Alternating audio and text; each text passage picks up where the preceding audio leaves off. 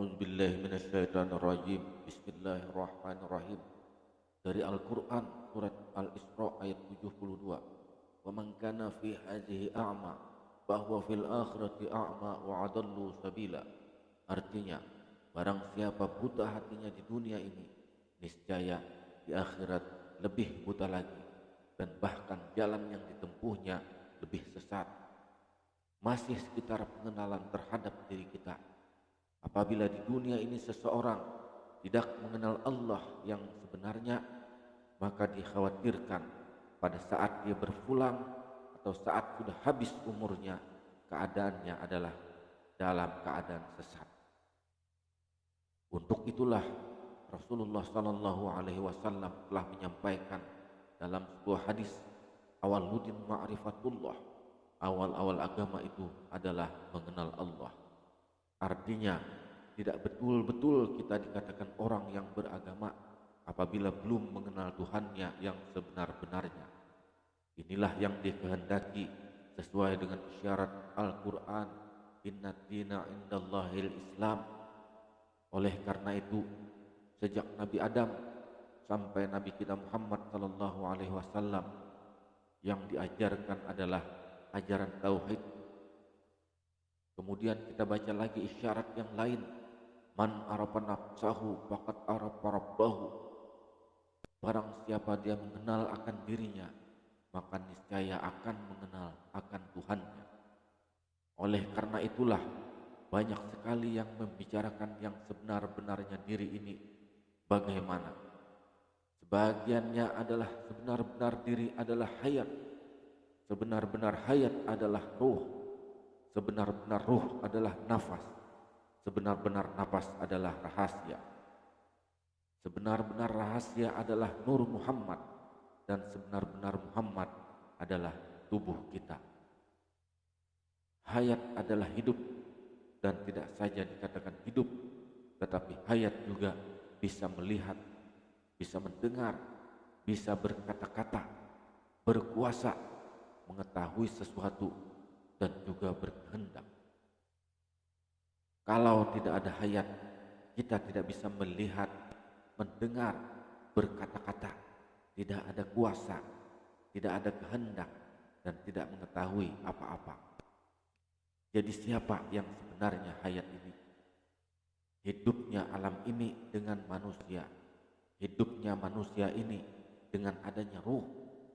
Hidupnya ruh ini dengan akal. Hidupnya akal dengan ilmu. Hidupnya ilmu dengan amal. Hidupnya amal itu dengan ikhlas. Hidupnya ikhlas itu dengan rahasia ikhlas. Dengan sirnya ikhlas. Kita telusuri benar-benar agar kita mengenal hayat. Apa arti ikhlas? Bukan saja ikhlas itu lillahi ta'ala atau karena Allah. Ini betul menurut syarak, tetapi belum betul menurut hakikat. Maksud dari ikhlas itu adalah mengesahkan. Makanya surah Al-Ikhlas isinya adalah tentang mengesahkan Allah. Qul huwallahu ahad. Katakan Allah itu esa. Di situ disebutkan Al-Ikhlas itu adalah keesaan. Alif pada ikhlas menunjukkan esa zat, sifat, asma dan af'al. H pada ikhlas menunjukkan bahwa kuasa Allah Ta'ala pada sesuatu. Lam pada ikhlas menunjukkan bahwa tiada yang berkehendak melainkan kehendak Allah jua. Dan short pada ikhlas menunjukkan bahwa Tuhan tidak bertempat.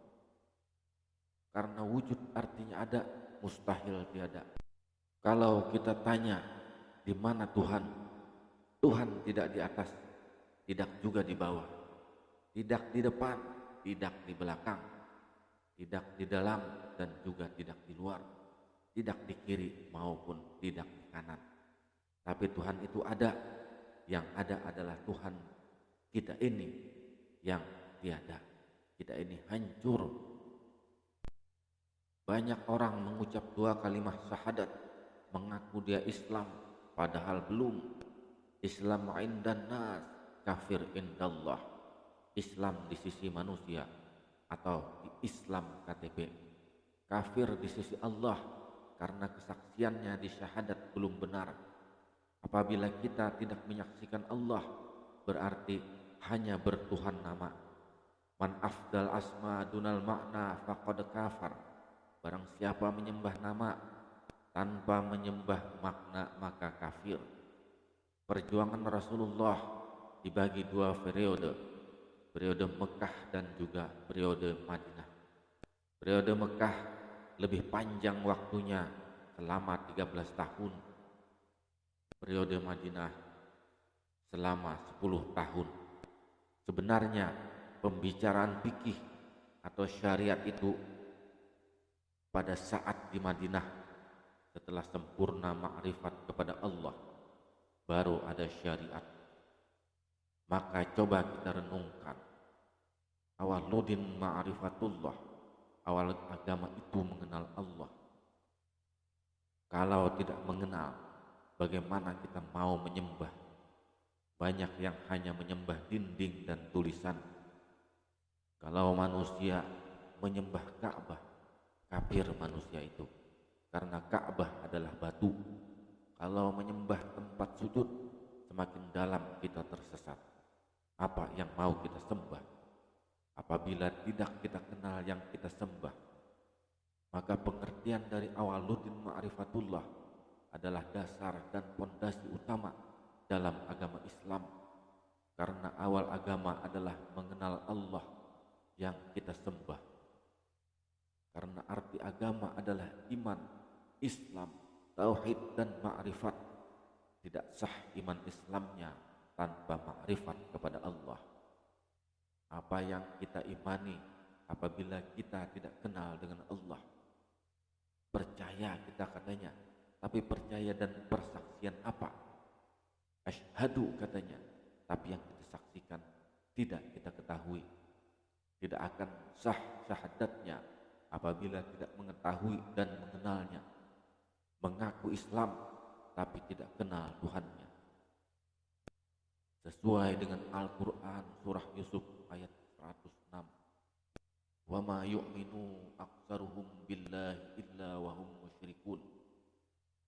Dan sebagian mereka tidak beriman kepada Allah melainkan dalam keadaan mempersekutukan Allah. Dalam KTP ia Islam, nikahnya secara Islam, pakaiannya Islam, tapi di sisi Allah tetap kafir. Siapa di dunia ini tidak kenal Allah, di akhirat semakin tidak kenal, paling sesat jalannya. Apa gunanya beragama apabila tidak kenal dengan Allah? Jalan mengenal inilah yang diperjuangkan Nabi Muhammad SAW semasa di Madinah. Jalan mengenal Tuhan sebenarnya tidak sulit, yaitu kenalilah diri. Ini saja sebenarnya. Sering-sering memperhatikan diri. Siapa sesungguhnya diri ini? Man arafa nafsahu faqad arafa rabbahu. Siapa kenal pada diri, kenallah dia akan Tuhannya. Inilah pengertian ma'rifat. Allah mengatakan dalam Al-Quran surah Al-Baqarah ayat 186. Wa iza sa'alaka ibadi anni fa inni qarib. Apabila hambaku bertanya tentang aku, maka sesungguhnya aku dekat. Kemudian Al-Quran surah Qaf ayat 100 ayat 16. Wa nahnu aqrabu ilaihi min hablil warid. Allah itu lebih dekat daripada urat leher kita. Maka muncul istilah dekat tidak bersentuh, jauh tidak berjarak. Maka jelas dalam Al-Quran Al-Hadid ayat 4. Wa huwa ma'akum aynama kuntum. Dia bersama kamu dimanapun kamu berada. Kemudian ayat Al-Quran yang lain, wa fi anfusikum afala tubsirun. Artinya di dalam dirimu mengapa kamu tidak melihat? Nyata aku pada dirimu. Jalan Ahlus Sunnah wal Jamaah yang kita tempuh ibarat bayangan dengan yang punya bayang. Bayangan dan yang punya bayang tidak terpisah. Terpisah memang, tapi tidak berantara. Apakah itu Esa? Tidak bercerai, tapi tidak bersekutu. Masalah ketuhanan tidak bisa kita cerna dengan akal, tapi hanya dapat dipandang dengan rasa keimanan, hubungan keesaannya. Jadi jalannya adalah memang dengan mengenal diri. Apa yang dimaksud dengan sebenarnya diri? Sebenar-benar diri adalah nyawa. Sebenar-benar nyawa adalah Nur Muhammad. Sebenar-benar Nur Muhammad itu adalah sifat. Sebenar-benar sifat itu adalah zat hayat. Yang sebenar diri adalah yang hidup di diri kita, yang tetap hidup, tidak pernah mati. Nampak nyata tajalli Allah pada hayat. Siapa berlepas dari pegangan ini, matinya sama dengan hayawan. Yang bernama Allah Ta'ala itu laisa. Yang kita lihat dan kita pandang adalah nyatanya. Sampai ke dalam surga pun Allah tetap laisa, tapi nyata. Yang dipandang bukan bentuk rupanya. Apabila kenal diri, kenal asal diri. Insya Allah kenal kita, karena semua terbit dari Nur Muhammad. Yang mula dijadikan Allah adalah Nur Muhammad. Dari Nur Muhammad jadilah semesta sekalian alam. Oleh karena itulah yang kita lihat, kita pandang adalah Muhammad. Nabi Muhammad adalah contoh tauladan bagi yang kamil mukammil, dizahirkan oleh Allah Ta'ala ke dunia. Makanya tidak ada bayangannya, tidak bisa dilukis. Rupa beliau tidak ada yang sama. Dalam mimpi pun pasti benar, karena tidak bisa dirupakan. Apabila sudah esa, maka laisalah ia, tidak ada bandingannya. Muhammad dan Allah itu esa. Zahir Muhammad itu zahir Tuhan ke muka bumi.